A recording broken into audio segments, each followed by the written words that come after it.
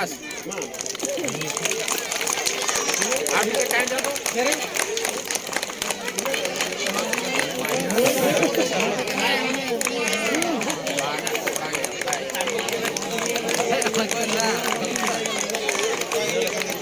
बाबेर के थप्पा है सर बाबेर के मोर छोट मोड़ भाई भौणी माने आज पवित्र साधारणतंत्र दिवस रे मते किछि कहिबार सुजोग मिलिथबारु मु निजको धन्य मन करूअछि।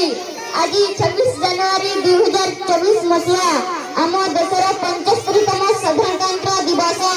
आम प्रतिवर्ष 26 जनवरी को साधारणतंत्र दिवस बा गणतंत्र दिवस भावे पालन करी आसीछु 1950 मसिहारू। जदि मु यार इतिहास कहू जाउछि सेदिन थिला 1930 मसिया जनवरी 26 तारीख रविन्द्रगढ़ कांग्रेस लहर अधिवेशन सेदिन जवाहरलाल नेहरू को भाषण मुग्ध करिथिला भारतवासी को ता थिला पूर्ण स्वराज्य डाकराइति मध्यरे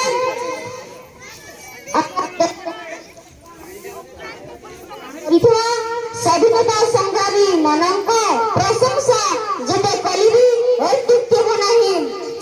सरदार वल्लभ भाई पटेल लाल बहादुर शास्त्री एमिति बहुत वीरमानकर अवदान रहिछि भारत को स्वाधीन करिबा। एही वीरमानकर दृढ़ मनोबल एवं अक्लांत परिश्रम जोगु आम भारत 1947 मसिया अगस्त 4 तारिख मध्यरात्रि स्वाधीनता लाभ कला। आमे 1947 मसिया अगस्त 15 तारिख को आमर प्रथम स्वाधीनता दिवस रूपे पालन कलु। किंतु आम देश सेतेबेले संविधान नथिला तेणु डॉक्टर बीआर अम्बेडकर अध्यक्षतारे एक टीम देशर संविधान लिखि आरंभ कर देथिला।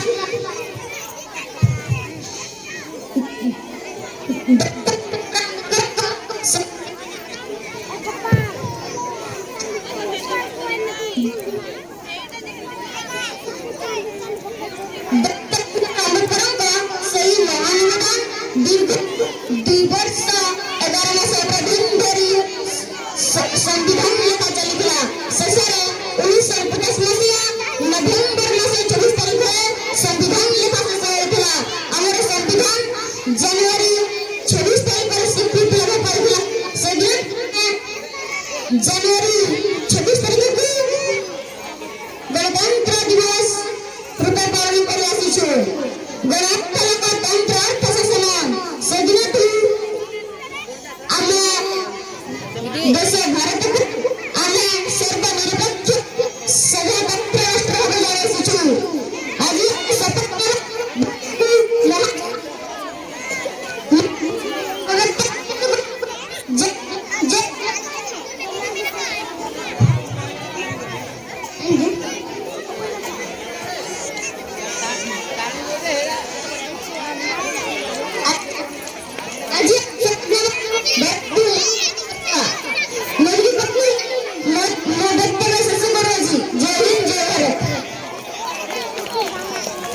जातीय पताका तले उपस्थित थिबा समस्त आम स्मेल्टर होल्डिंग ग्रामवासी वृंद मोर शिक्षक शिक्षयित्री वृंद मोर श्रद्धार छात्र छात्री मान आज तुम्हें समस्ते ये कहीं एकाठी समस्ते जाच ता छड़ा एबे जो तुमर कुनी भाईटी पंचम श्रेणी कहीगला ताकू शुणी बहुत कथा जान आउ मु कहबी कौनटे अधिका आज कौ तम कि कौ तम साधारणतंत्र दिवस 75तम साधारणतंत्र दिवस आज 74 वर्ष पूर्वर आमर यही साधारणतंत्र दिवस पालन आरंभ होता।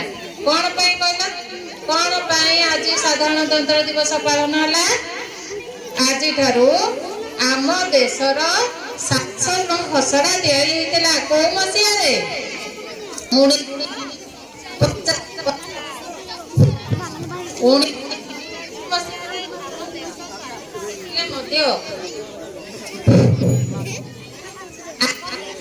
शासन को आसी ଆମ ଦେଶ ଶାସନ କରିବା ପାଇଁ ଯୋଉ ଶାସନ ଖସଡ଼ା ଦରକାର, ଯୋଉ ନିୟମ ଦରକାର, ସେତିକ ତିଆରି ହେଇପାରି ନଥିଲା। ସେତିକ ତିଆରି ହେଇଛି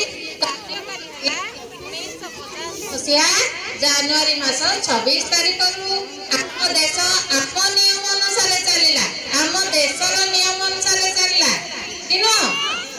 ତେଣୁ ସେଇ ଦିନଟିକୁ ଆମେ ସମସ୍ତେ ସାଧାରଣତନ୍ତ୍ର ବା ଗଣତନ୍ତ୍ର ଦିବସ, ଗଣତନ୍ତ୍ର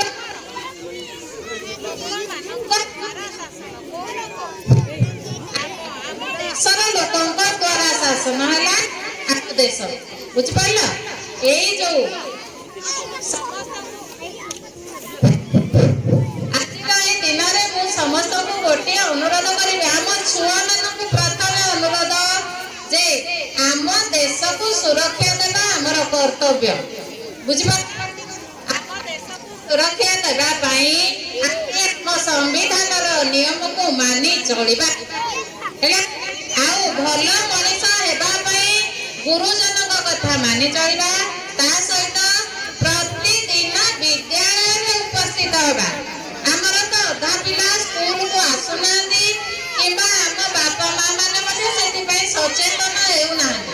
ତେଣୁ ଉପସ୍ଥିତ ସମସ୍ତ ପିତା ମାତା, ବଡ଼ ବଡ଼ ଭାଇ ଭଉଣୀ ସମସ୍ତଙ୍କୁ ଅନୁରୋଧ କରିବି ଯେ ଆମ ପିଲାଙ୍କୁ ଭଲ ମଣିଷ କରିବା ପାଇଁ, ଜୀବନରେ ବଡ଼ ମଣିଷର ମାନେ ନୁହଁ ଧନ ସମ୍ପତ୍ତି ଅର୍ଜନ କରିବା। ବଡ଼ ମଣିଷ ହବା ଅର୍ଥ ନାଁ ରଖିବା। ଯେମିତି ଆମର ମହାତ୍ମା ଗାନ୍ଧୀଙ୍କର ଧନ ସମ୍ପତ୍ତି ନଥିଲା, ସିଏ ତାଙ୍କ କାର୍ଯ୍ୟରେ ଅମର ହେଇଛନ୍ତି, ଆମ ଦେଶକୁ ସୁରକ୍ଷା ଦେଇଛନ୍ତି। ତେଣୁ ସେମିତି ଆମର ଭବିଷ୍ୟତ ନାଗରିକ ମାନେ ଯେମିତି ଆମ ଦେଶକୁ ସୁରକ୍ଷା ଦେଇପାରିବେ, ସେହିପରି ଶିକ୍ଷା ପାଇବା ପାଇଁ ଆମେ ଘରେ ବି ସଜାଗ ହେବା। ଆଉ ପ୍ରତିଦିନ ପିଲାଙ୍କୁ ବିଦ୍ୟାଳୟକୁ ବହୁତ ଅନୁରୋଧ ରହିଲା। ଏତିକି କହି ମୁଁ ମୋର ବକ୍ତବ୍ୟ ଶେଷ କରେ।